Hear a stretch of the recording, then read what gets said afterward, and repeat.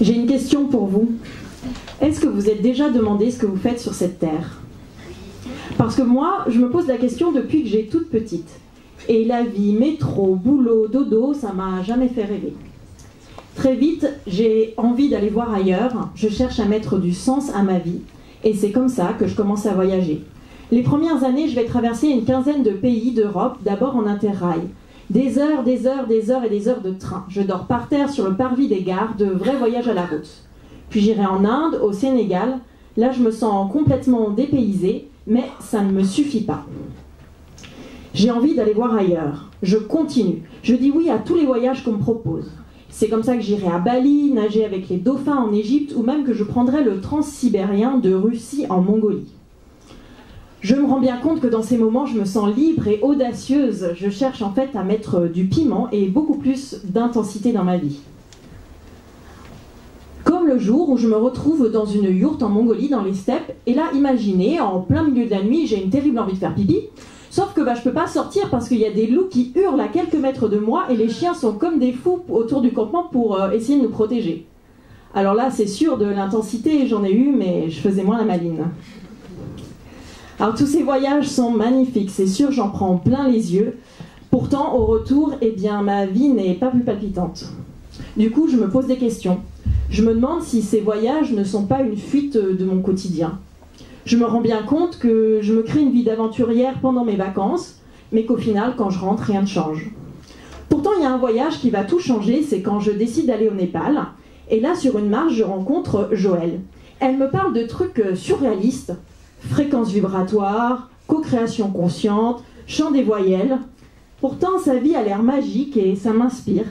Je commence à voir les choses différemment. De retour à Paris, j'ai vraiment envie de changement. Je largue mon CDI et quelques mois plus tard, je me retrouve au Québec, à l'école de vie consciente, pour apprendre tout ce dont Joëlle m'a parlé. Alors là, je suis assez bouleversée parce que déjà, il fait moins 30 degrés. Je mange cru et végétarien, ça c'était improbable. Et je vais voir le lever du soleil tous les matins aux aurores. En plus, je fais le chant des voyelles pendant 1h30 avec du yoga chaque jour. Je peux vous dire, faut être vraiment motivé. Mais ces trucs de perché, finalement ça marche, je me transforme et ma vie change. Je reconnecte quelque chose que j'ai toujours su, ma vie peut être différente et je peux la transformer en me transformant. Après ça, plus rien ne sera comme avant. Ni ma manière de penser, ni même de manger, ni de voir les choses. Je lâche prise et je fais confiance. Je me rends compte que s'il y a bien un voyage à vivre, c'est celui de ma vie. À partir de là, je prends une décision, suivre ce voyage coûte que coûte et voir où il va me mener. Après ça, il m'arrive des choses improbables.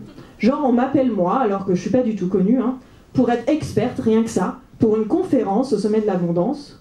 Ou encore, j'ai un appartement qui va m'arriver comme ça par miracle, par SMS, un super appart, alors que pour Paris, j'ai franchement un dossier pourri.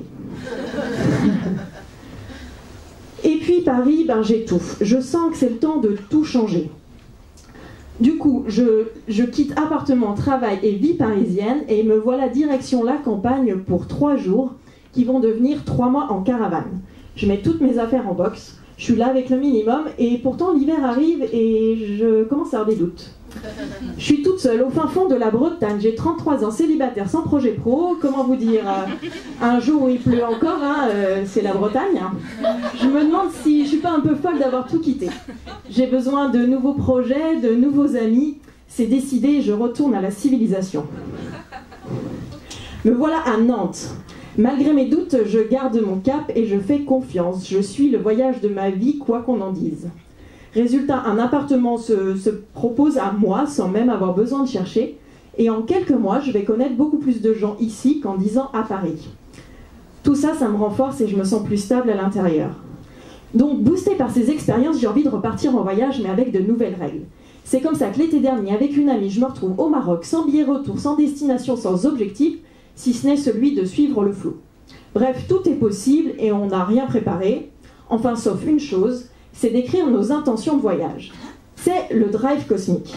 Alors qu'est-ce que c'est le drive cosmique? C'est comme au McDo, au McDrive, quand on passe sa commande et qu'on récupère ensuite. Sauf que là, c'est les ingrédients du voyage qu'on choisit. On commande, par exemple, d'être le plus souvent possible avec des locaux, hors des sentiers touristiques, et même d'être hébergé gracieusement pendant toute la durée du voyage, pourquoi pas. Eh ben ça marche. C'est comme ça qu'à la dernière minute, on saute dans la voiture d'Abdou, un Marocain qui nous emmène à quelques centaines de kilomètres dans un petit village pour fêter l'Aïd avec sa famille. Ou encore qu'on va être vraiment hébergé gracieusement pendant 1 mois et demi de voyage, dont 1 semaine dans un hôtel 5 étoiles à Tanger. Et depuis que je suis rentrée, j'expérimente qu'il est vraiment possible de vivre en suivant le flot, même si je ne sais pas toujours où il me mène. Comme le jour où je me suis retrouvée par hasard au dernier TOS à Nantes et que ce soir j'ai dit oui à ce challenge et que je me retrouve là devant vous. D'ailleurs, je ne connais pas la suite du voyage. Au final, j'ai traversé des terrains connus de moi-même et du monde et j'ai traversé les étapes clés pour faire de ma vie un voyage quotidien. Alors vous aussi, n'attendez pas d'être en voyage pour voyager. Faites de votre vie un voyage et c'est maintenant. Faites de votre vie un voyage et c'est maintenant.